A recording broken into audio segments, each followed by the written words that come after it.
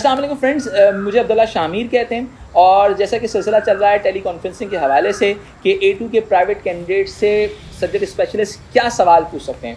तो भाई मैं तो मैथ्स के बारे में बिल्कुल भी नहीं जानता, तो मैंने इस हवाले से अपने टीचर से रब्ता किया और मेरे साथ मौजूद हैं सर शहाब याकूब। सर शहाब A-लेवल्स मैथमेटिक्स के बहुत ज़बरदस्त टीचर हैं और सर डायरेक्टर हैं क्रीडो कॉलेज के। तो मैं इनके साथ मौजूद हूँ और मैं इनसे आज जानना चाहता हूँ सर कि A2 के जो स्टूडेंट्स हैं जिनकी टेली कॉन्फ्रेंसिंग होगी, जिनका टाई हुआ है, मैथमेटिक्स के हवाले से क्या सवालात एक सब्जेक्ट स्पेशलिस्ट पूछ सकता है बच्चे से? देखिए, सबसे पहले बच्चों को ये समझना चाहिए कि वो पूरा क्वेश्चन सॉल्व नहीं कराएगा। जो क्वेश्चंस होंगे वो कंसेप्चुअल होंगे। फॉर एग्जांपल, अगर मैं P3 की बात करता हूँ तो P3 में चैप्टर है एल्जेब्रा। एल्जेब्रा के अंदर पार्शियल फ्रैक्शंस है, वो ये पूछ सकता है पार्शियल फ्रैक्शंस के कितने केसेस हो सकते हैं। उसके अंदर बाइनोमियल एक्सपेंशन की बात आ सकती है, वो ये पूछ सकता है कि क्या पहली टर्म 1 होना ज़रूरी है या नहीं। बाइनोमियल ऑफ P1 या बाइनोमियल ऑफ P3 में क्या फ़र्क है, वो ये पूछ सकता है। मॉडुलस इनइक्वालिटी में अगर दोनों तरफ मॉडुलस है, क्या उसको स्क्वायर करना चाहिए।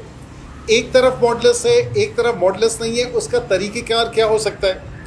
रिमाइंडर फैक्टर थ्योरम के हिसाब से सवाल पूछ सकता है। अगर हम अगले चैप्टर में जाएं, लॉग्स की बात करें, लॉगरिथम की बात करें, वो कन्वर्जन पूछ सकता है कि from the index form to the base form and vice versa.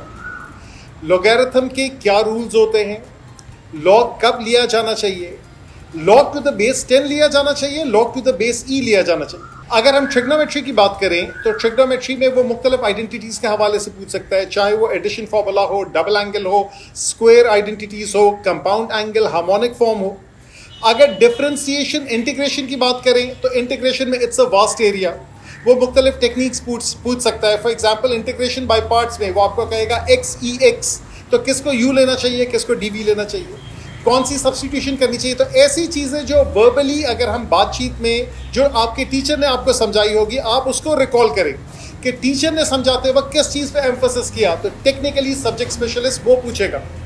Differential equation की बात होगी, इनफ्लो आउटफ्लो का क्वेश्चन होगा, आइटरेशन न्यूमेरिकल सोल्यूशन की बात होगी। कॉम्प्लेक्स नंबर्स में it's a whole big ball game. Complex number में वो पूछ सकता है कि स्क्वायर रूट लेने के क्या क्या तरीके हैं, तो हो सकता है आप कहें कार्टेशियन फॉर्म से भी हो सकता है, ट्रिक फॉर्म से भी हो सकता है।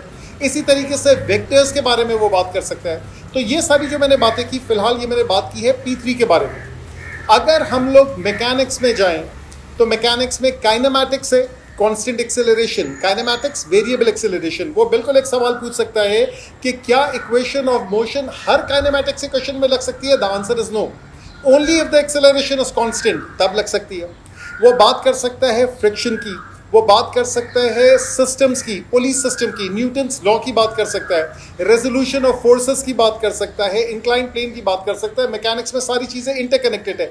Work energy power, principle of conservation of energy किस वक्त वैलिड है, किस वक्त ऐसा क्वेश्चन जिसके अंदर गाड़ी के अंदर इंजन है और वो इंजन खींच रहा है, गाड़ी आगे बढ़ रही है, तो वो कहेगा कि कौन सी इक्वेशन वैलिड है, कौन सी इक्वेशन इनवैलिड है। तो ये सारे डिफरेंट सिनेरियोज को वो टच कर सकता है। जो लोग S2 पढ़ रहे हैं उनको मालूम होना चाहिए कि पॉइजन ज़्यादा बेहतर अल्फाज साउंड करता है because it's a French word.